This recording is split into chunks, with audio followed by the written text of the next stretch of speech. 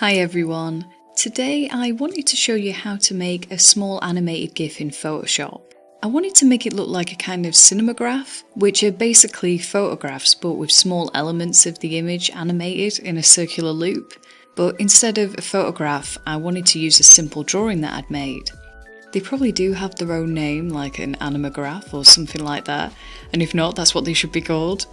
But I was inspired to make this after seeing a really cute photograph of an Inuit girl with a husky little puppy cuddled up in a hood, and I'll add the photo on screen somewhere so you can see the reference I used. I thought it could be really nice to make the husky yawn, maybe have the little girl smile as it yawned, add a little bit of snow to the image, just add a bit of movement and atmosphere to the scene, as she really did just catch my imagination. Now, I have tried making these in the past. About a year or so ago, I played around on Photoshop and made a piece of a little girl blowing out a load of firefly candles in a forest. I'll add that on screen somewhere too, so you can just see what I'm talking about. But sadly, today's isn't going to be to this level of detail, as my partner's mum came to visit this bank holiday weekend and I've lost a bit of time to work on this.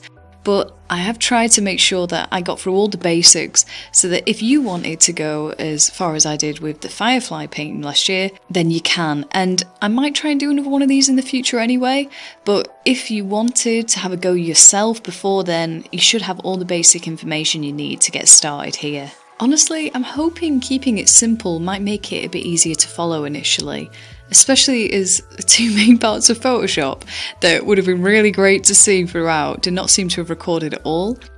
Seems like the game bar on Windows just doesn't record them for some reason, so I've had to try and add a workaround to explain this as needed, so I really hope that this does still make sense.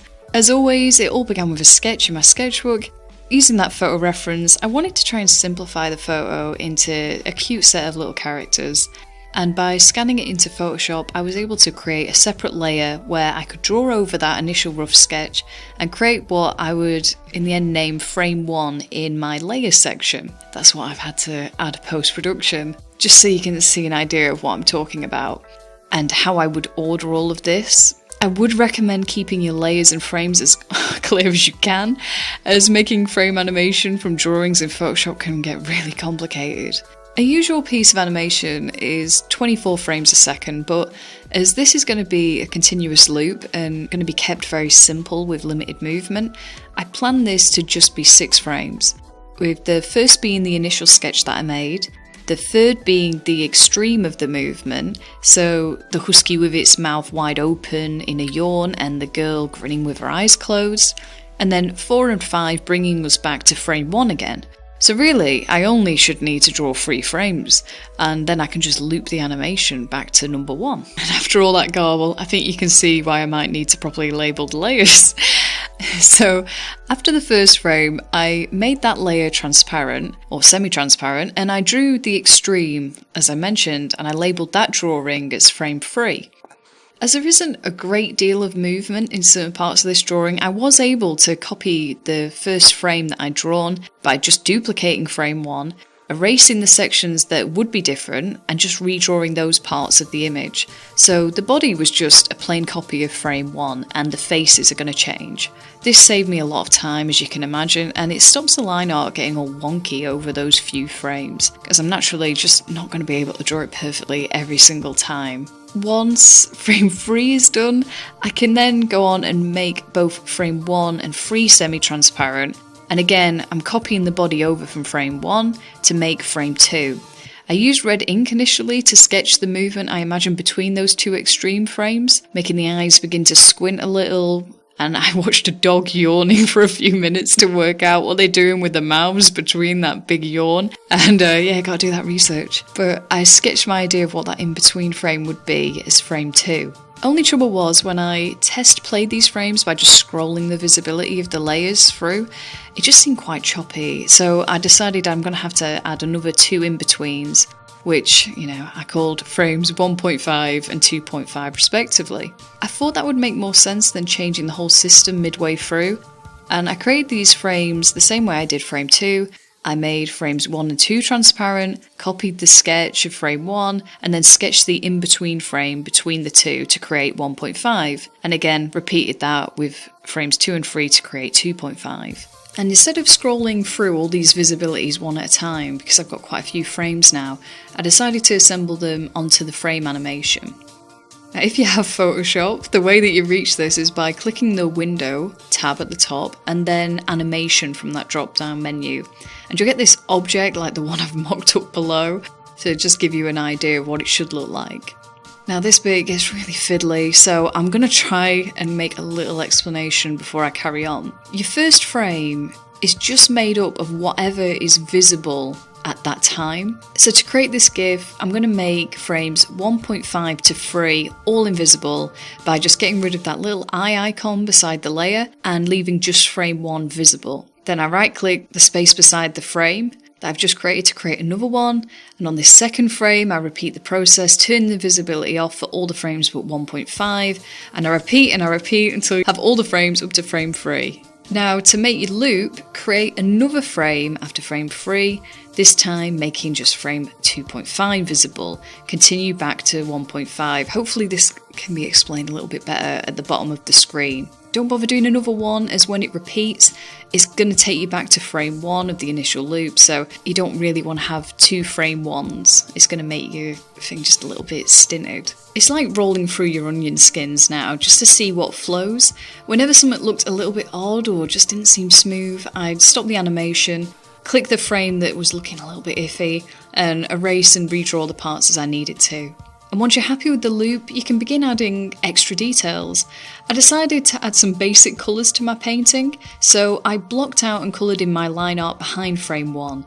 I really didn't want to touch the line art I created, so I made another layer that sat below my frame 1, and I called this layer frame 1 colour. Very inventive, but at least I know what it is at a glance. I coloured this in, and then I played with the hues in Photoshop a little till I found a palette that I liked. Because there is little movement through these frames, I was able to, like I did with the line art, duplicate that coloured layer and use it as the base for the rest of the frames. I made a duplicate of that colour layer, placed it beneath each one of those frames, renaming each one to match, so one duplicate is going to be frame 1.5 colour, etc, etc. I then worked through each frame, just recolouring, adjusting that colour layer to match the change in line art until they all matched and it looked nice and smooth. I realised through this that my initial line art colour just wasn't working with this new colour palette that I'd chosen, and I wanted it to stand out more, so I played with the hue of that layer and then replicated that alteration through every line art layer. Now I've said that, that seems a little bit too vague. Basically, I went into the adjustments part at the top, and from there I clicked the hue and saturation option, and in there I adjusted the colour to a colour that I thought worked, and then I kept note of the 3 numbers that I changed, and then did that to each of the other frames' line art. It's slightly annoying because now to check how this looks, you have to go back into your animation below and update all of it. This time frame 1, you're going to have frame 1, your line art layer, and frame 1 colour visible and everything else turned off. Whenever you draw something new after you've started an animation below, it's just going to make all of those new layers visible for some reason.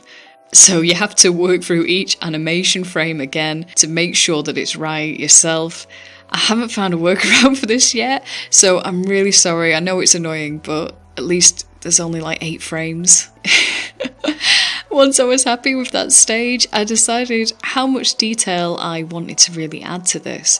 I wanted to keep the piece feeling pretty cartoony, and I wanted it to make sense as well as a tutorial, so I just added a little extra texture by taking a textured paintbrush and adding another layer to it. This one I called, now wait for it, frame 1 texture, and I placed this layer above frame 1 colour and below frame 1. I added some scratchy colours just to give the character a bit more interest, and again, like I did with the colour, I just created duplicates of that texture layer when I was happy with it and placed them between each of the other frames, cleaning it up to match the line art as I needed to. As I said before, I really didn't want to overwork it.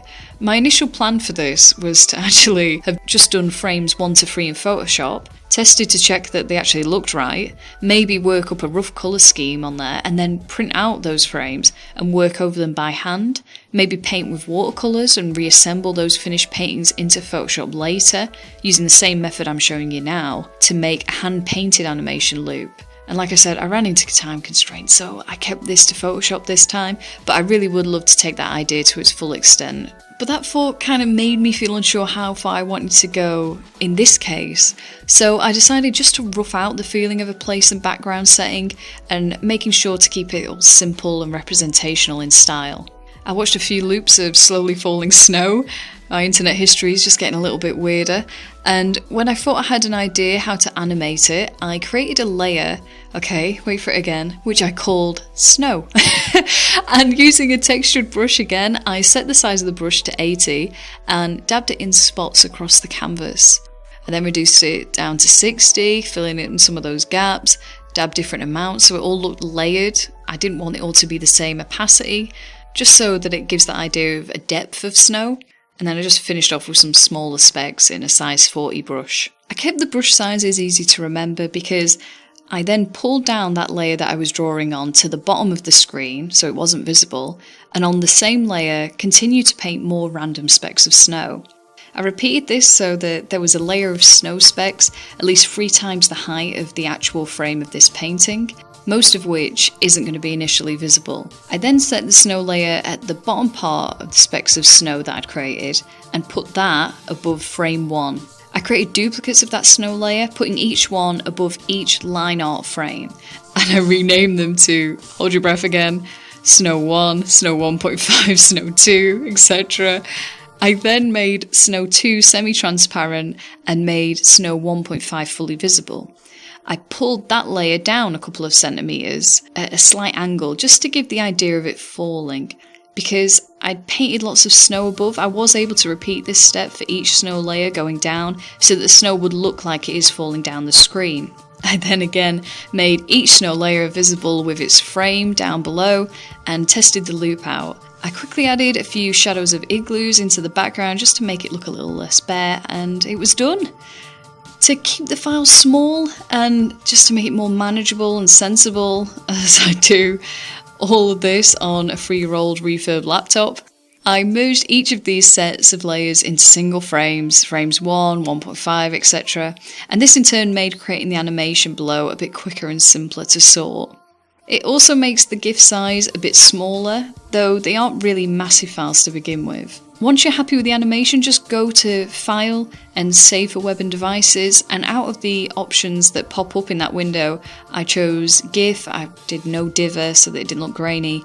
I then increased the colours to 256 and I saved it as a GIF. I will screenshot that so you can see the settings too. And yeah, that's it, it's all done.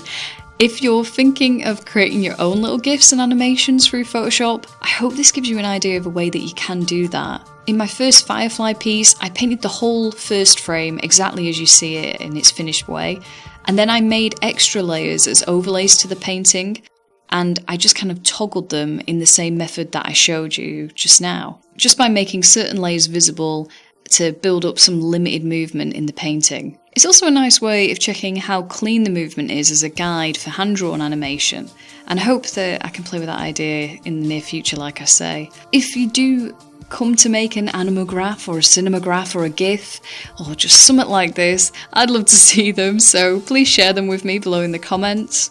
And that's it for this week's video. Just to finish off, I wanted to try and bring in a new ending segment for these weekly videos that I mentioned briefly last week. I wanted to end on 2 recommendations, a song I've been listening to a lot and my artist of the week. I don't know about you, but if I find art that I love, I do love sending it to my family and friends. But I wasn't really sure how to do that or do something similar to share these things with you guys in a video. So I'm going to add them here at the end. And if you have recommendations and thoughts, I'd love to hear them too. Maybe we can pass around more things that we enjoy through the comments below. For the song, I wanted to recommend a band called JMSN. Their song So Badly. I'll be honest, I heard it once and I wasn't really sure about it that first time, but it brought me back over and over again, and by the end of the week I've been listening to it far too much. The album's really good too, but this is still my highlight. Links should be on the page and in the description below. And my artist of the week, I'm thinking of picking these from YouTube or Instagram as I see them really, but I'm going to highlight the artist Zoe Vadim over on Instagram.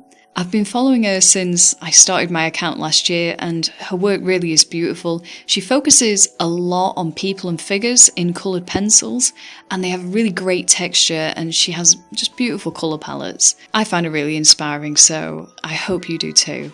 And yeah, I hope you enjoy these recommendations, and if you have any, I'd love to hear them too. Happy animating and have a great week!